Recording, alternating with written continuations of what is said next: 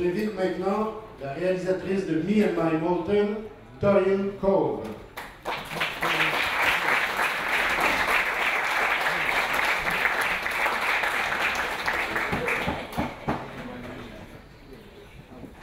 Hello, Torill. Hello. Fine. Really like your dress. It looks like she comes from your film. Well, she does, sort of. I found this at Casper Airport last year, and it had my name on it. So. Inspiration. It was an inspiration, yeah. Well, Me and My Moulton is your third professional film. The first one was My Grandmother I Run the King's Shirt, and you made The Danish Poet, and now was your intention was to make a trilogy, or? It's kind of an intention in retrospect, but when I started working on the script, I was thinking this could actually work as maybe one day we could pitch 3 films as a trilogy, because they're quite closer. Yeah. They are similar both in style and to some extent content, and they're all, to varying degrees about my personal background, although there's been a lot of fictionalization going on there as well. But yeah, I think it kind of works as a trilogy. And I think when I realized that was when I decided to put the grandmother back in. Give her a role in it. But this time she takes her clothes off so she gets mature into a different kind of grandmother. It looks like an autobiographical film, so at which point is it? Well, it is in the sense that, I think the autobiographical aspect of the film provides a kind of a shell for it. I did have 2 sisters. I did grow up in the 60s, and I was 7 in the 60s. My parents were architects. They worked a lot, and my grandmother lived with us, and we did live in this house with the neighbors downstairs, and I was envious with them and all that. But the whole business about how this desire for the bicycle and the father downstairs who left and all this doesn't all happen in one summer. These are all things that happen over a period of time, and I just condensed it and put it into this summer where I wanted to write a story that combined a sort of combination of desires and losses, basically. And what happened to the neighbors downstairs was that the father didn't leave. The father, in fact, died. He died. He was very young. He must have been just in his early 30s, I think. And he died, and I think he had one of those fast-moving cancers. I'm not actually sure how he died, but it made a huge impression on me. And it also made me feel bad on many levels. I felt bad for my friend, but I also remember really clearly that I had this envy with his family, and then the father died, and I realized to my horror then at age 7 that I wasn't really that envious with them anymore, because they were a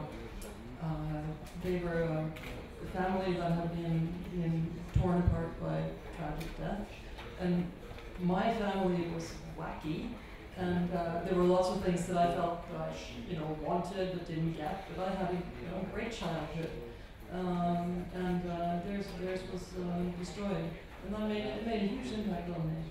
It was kind of like almost like a kind of loss of innocence, and it stayed with me for a long time. And when you were a child, did you feel very strongly this desire of conformity? Absolutely, yeah. Still do. Still do. And you're a filmmaker, yeah. So it's not a real job, I would say, no? For it's something that is no conformist. I suppose so. I don't think. Yeah. I think for a child to be conformist is something completely different than from an adult. As a kid, you just want to not get teased. You just want you don't want to have to explain anything. He was kind of like, I shouldn't say all kids, but a lot of kids have been killed. But I didn't choose this as a profession just to be different. It was just something I happened. There is a very strong stylistic homogeneity in the three films. Yeah. And would you say it's your personal style of drawing, or it's a style that you choose at the beginning of this cycle and you stick to this style? I think it's just what I do, basically. It's just, I think it's just how I've always drawn, and it's a style that comes very natural to me. It's just kind of there. I was asked in an interview recently what my influences were for drawing, and I said, oh, I'm not sure I have any. And the person who interviewed me said, you gotta be kidding me. I mean, look at your work, it looks so film boardy, you know, and it's really, it's really true. And I think I'm just, I'm obviously influenced by people who surround me at the film board. I mean, there's no question about that. I shared an office for a while with Paul Dreesen, and Chris Hinton was my teacher.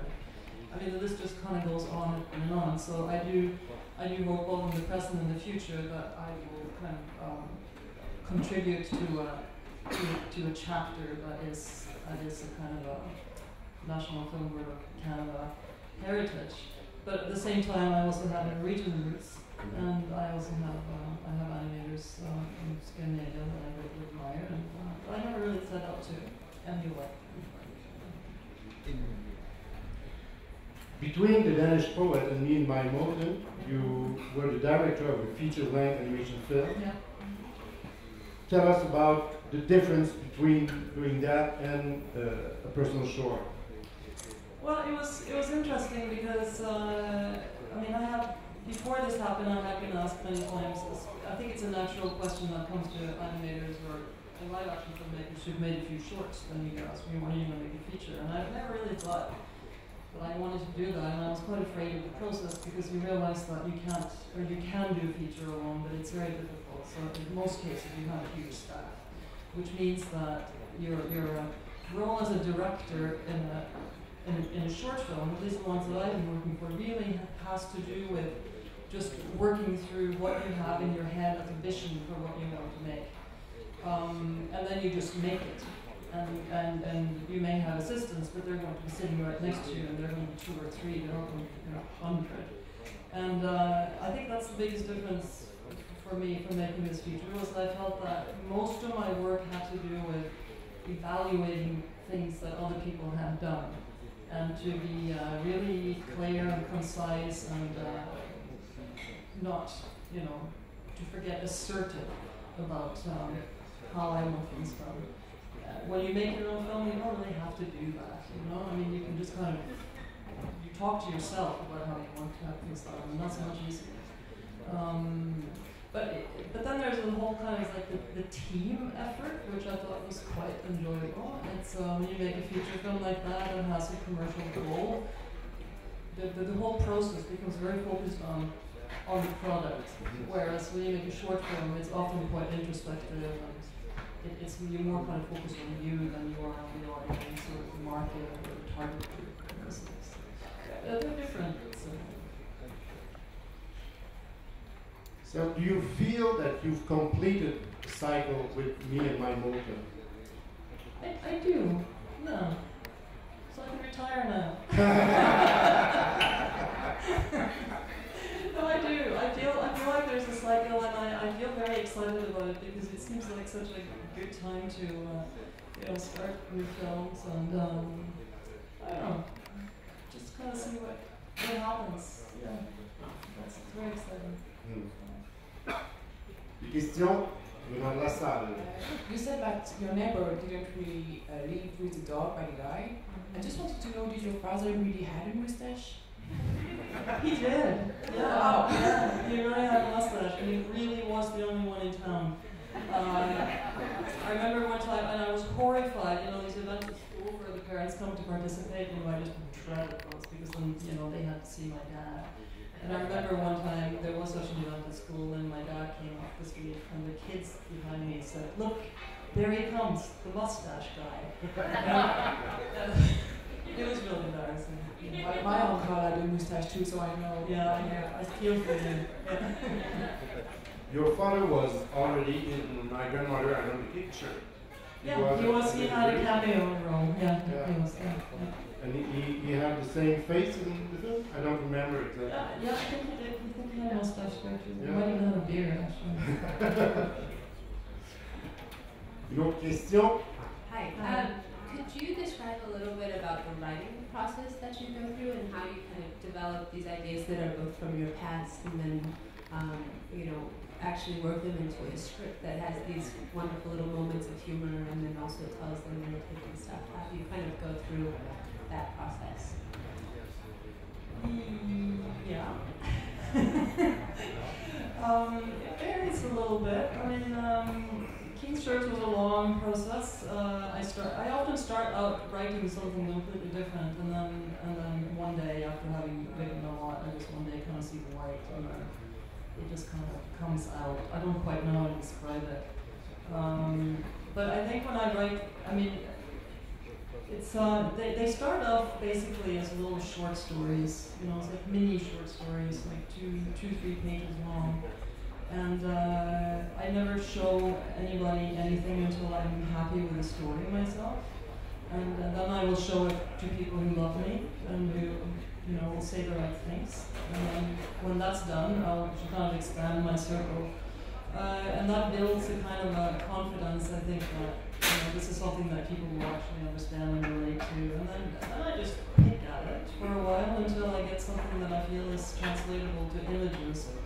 And then I write out the storyboard. But I think the stories are, they're all quite introspective. I am really interested in how we become the people that we are,